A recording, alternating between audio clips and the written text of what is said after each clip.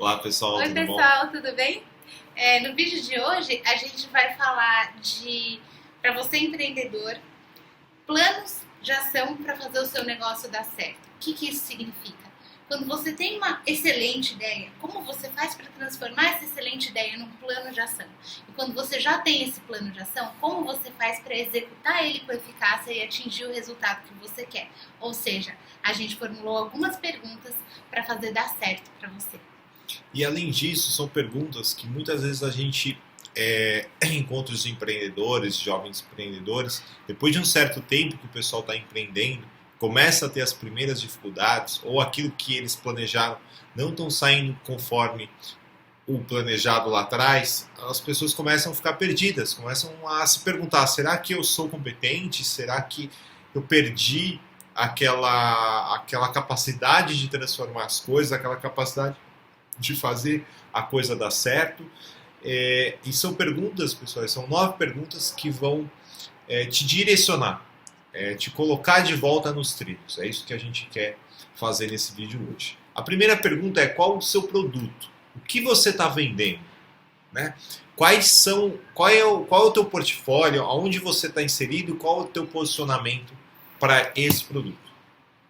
A segunda pergunta é: de todos os produtos, qual te dá mais retorno? E aqui, gente, é interessante você ter bem claro o que vai ser para você retorno. Porque retorno não necessariamente pode ser dinheiro, tá? Às vezes eu quero um retorno financeiro sim, mas às vezes eu tenho um produto que ele me dá visibilidade. Tem outro produto que ele aumenta o meu upgrade no marketing. Eu tenho outro produto que ele me faz ter confiabilidade no mercado. Então, assim, defina o que é resultado para você. Antes de você falar, olha, esse produto é aquele outro, você fala o que é resultado importante para minha empresa nesse momento. E aí você, depois de olhar todos os seus produtos, você fala, olha, esse produto realmente é o que me dá este resultado que eu estou pretendendo agora. Eu acho muito interessante eles verem os vídeos que a gente gravou. São 4 vídeos de uma série Matriz BCG que dão exatamente o foco para você analisar qual o tipo de cada produto e como ele está com relação à atuação do mercado. A gente vai deixar o link aqui embaixo para você olhar. E um exemplo, Sheila, só para ilustrar para o pessoal, por exemplo, a padaria. Quando você vai na padaria, você olha para o pãozinho. O pãozinho provavelmente é um item, é um produto que não dá margem nenhuma para a padaria, mas ele é um chamariz para você comprar um queijo, para você comprar um presunto, um frios, uma mortadela, enfim, um leite. Então, ele é um produto que não tem rentabilidade, mas ele me serve como chamariz.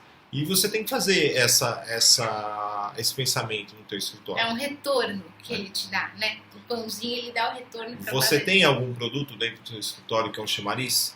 Que é um produto que vai te expor no mercado? Que vai te trazer mais clientes, vai te trazer novas companhias, que você possa colocar outros produtos em venda para esse mesmo cliente, que você possa otimizar a tua carteira e aumentar o rendimento de cliente dentro da sua carteira? É isso aí. A terceira pergunta é: estou focando os meus esforços e a minha energia para promover o meu produto certo? Porque às vezes você pode estar colocando esforço no produto que não te dá retorno. Então a gente recomenda novamente você dar uma olhada na matriz BCG, que ela vai te dar um bom norte com relação a isso. Mas é muito importante, pessoal.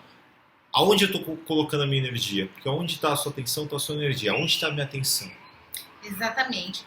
E, inclusive, em um dos vídeos da matriz BCG, a gente fala, só depois que você fizer a matriz, você vai ter respaldo para fazer a sua estratégia. Então, é muito legal se vocês derem uma olhada nos nossos vídeos matriz BCG. E a quarta pergunta é: qual o seu diferencial? Então, o que eu estou fazendo para me diferenciar com relação ao meu concorrente? E eu acho que uma coisa legal aqui é você sempre ter esse olho. Quando você for fazer esse qual é o seu diferencial, não só pensar na sua visão, mas olhar para a visão do cliente. O que o cliente acha que é um diferencial? Eu, na pele dele, o que seria um diferencial para esse produto? Porque às vezes o que é um diferencial para você, no seu processo, na sua execução, na sua empresa, não é um diferencial que chega a ser sensível para o cliente. Então a pergunta é, se colocando no lugar do cliente, o que seria um diferencial sensível para ele e não para mim? É isso aí. A quinta pergunta é: por que as pessoas não estão comprando o meu produto? Né? Geralmente, nesse caso, você tem que identificar quais são as objeções dos consumidores do seu produto. E quando você, por exemplo, isso é uma coisa que passava muito comigo dentro da minha experiência, quando a gente vai para o mercado extensivamente e começa a atender vários clientes daquele mesmo produto, aquele mesmo segmento, você começa a identificar que as perguntas, as objeções, por exemplo, está muito caro, ou não, isso aqui não encaixa para mim, ou por que tal coisa é assim, eu compraria se fosse assim. Você começa a ter uma lista, pessoal, de objeções preparadas, porque basicamente naquele produto muda um pouquinho entre um cliente e outro, mas as objeções são as mesmas. Então, quando você identifica isso, você já prepara um jeito para você combater essas objeções, né? Que nos leva à sexta pergunta. A sexta pergunta é: o que eu estou fazendo para minimizar essas objeções? Então, gente, conhecer o seu cliente, sabe quais são as objeções dele, você toma uma atitude positiva para aquilo. E parece que essa pergunta é um chover no molhado, mas ela não é. Porque o que acontece? A gente vê que muita gente identifica a objeção, ela conhece o cliente, ela conhece a objeção, ela identifica e ela não faz nada. Ela só reclama. Então, assim, não é identificar uma objeção para você ficar reclamando. Por exemplo, ai meu Deus, olha a crise. Sim, olha a crise, mas o que você está fazendo para superar a crise, né? Então, assim, fica uma dica muito importante. Sabendo da objeção, trace um plano de ação. Haja efetivamente com uma atitude positiva para mudar aquela situação. Não senta e fica reclamando e repetindo, refletindo e falando 1000 vezes: olha, a objeção é essa, e você não faz efetivamente nada para melhorar. Então, melhore, haja. E às vezes a ação, essencialmente, não é uma coisa muito difícil, é uma coisa muito complicada, mas ela só faz com que você saia da sua zona de conforto. Eu já tive várias vezes que comecei a receber a mesma objeção, e às vezes a saída para essa objeção era uma simples criação de uma planilha no Excel, que não me custa nada, me custa 2, 3 horas de trabalho, ou um folder, já teve casos de uma objeção me custar eu fazer uma apresentação do PowerPoint de uma página. E aquilo faz toda a diferença. Quando o cliente te pergunta, faz aquela mesma objeção que você já teve em 10 clientes para trás, você olha, peraí, eu tenho uma resposta aqui, a resposta é essa. E você mostra, isso te ativa um gatilho de autoridade, que é uma sacada muito boa, que o Érico Rocha fala nos vídeos deles, e a gente vai colocar também, né, Sheila? Então, tem uma dica legal também, desculpa, Val, tem uma dica muito legal para o advogado, para você que tem escritório de advocacia. Né? Conhecendo o cliente e conhecendo as objeções, a maioria das objeções estão com relação a feedback de processo, feedback de relatório, de auditoria, seja lá o que for. A maioria das objeções dos clientes de escritório de advocacia é exatamente isso. O que está acontecendo com o meu caso? E aí você tem lá, né, advogado, 300 processos, você passar o tempo todo só respondendo o cliente, você realmente não tem mais tempo para trabalhar. Então, qual que é uma solução? Contrata um programa que deixa lá na internet todos os andamentos do seu cliente, deixa ele atualizado, ou contrata gente para fazer isso.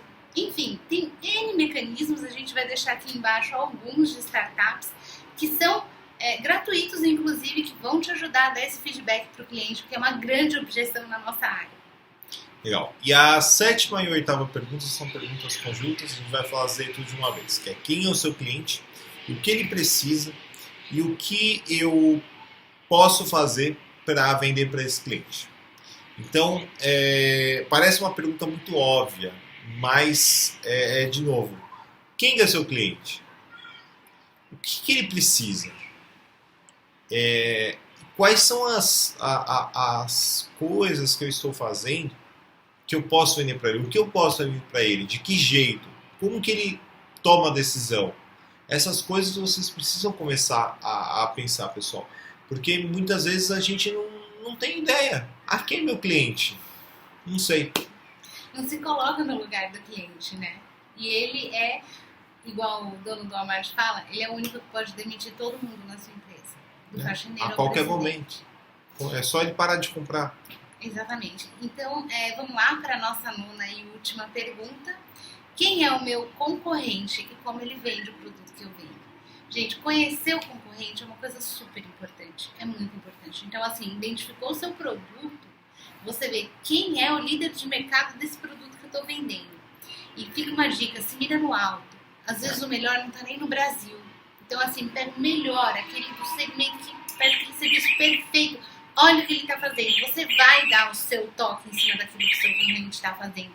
Você vai ter uma visão mais ampliada pelo portfólio que ele está oferecendo, pelo processo que ele está utilizando. Então, assim, estude o seu concorrente.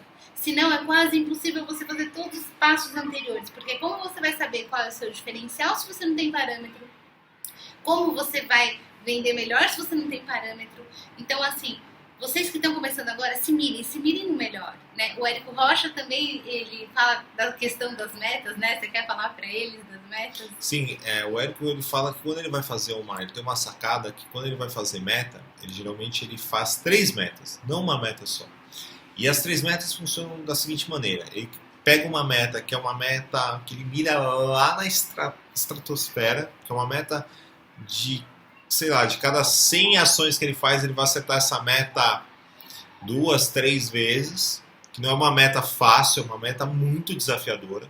Ele pega uma meta desafiadora, sei lá, de cada 10 ele vai acertar 6, 7, e ele põe uma meta regular. Então, assim, pessoal, se desafiem, entendeu? Coloque metas que são desafiadoras, porque mirar no fácil, no óbvio, você não vai sair do lugar. Você vai ficar sempre naquela mesmo patamar. Se puxe, se desafie. Acho que essa que é a palavra nesse sentido. E voltando à questão do concorrente, você tem que olhar para o concorrente em curta caminho. Porque às vezes você começa a ter a sacada do que ele está fazendo certo, aonde ele está pecando e o que você pode se beneficiar desse erro desse concorrente. Aonde você pode se posicionar para começar a combater, principalmente quando você é pequeno, quando você está começando, que ninguém te conhece, você tem que ter o que a gente chama de marketing de guerrilha, de atacar pelas pontas, pelas arestas. Então, é onde você vai começar a se diferenciar. É isso aí, gente. E para finalizar, a gente queria falar, empreendedor é aquele que não desiste. Não deu certo aqui, arranja outro jeito para ir por outro caminho. Mas a gente não desiste. A gente está sempre se aperfeiçoando. Então essas são algumas dicas. Quem quiser dar feedback, pode responder. A gente recebe uns e-mails muito legais, com umas dúvidas muito interessantes. Isso ajuda a gente a fazer os próximos vídeos. Então, manda e-mail pra gente, deixa seu comentário, curte se inscreva no canal. E é isso aí. Obrigado. Tchau, tchau.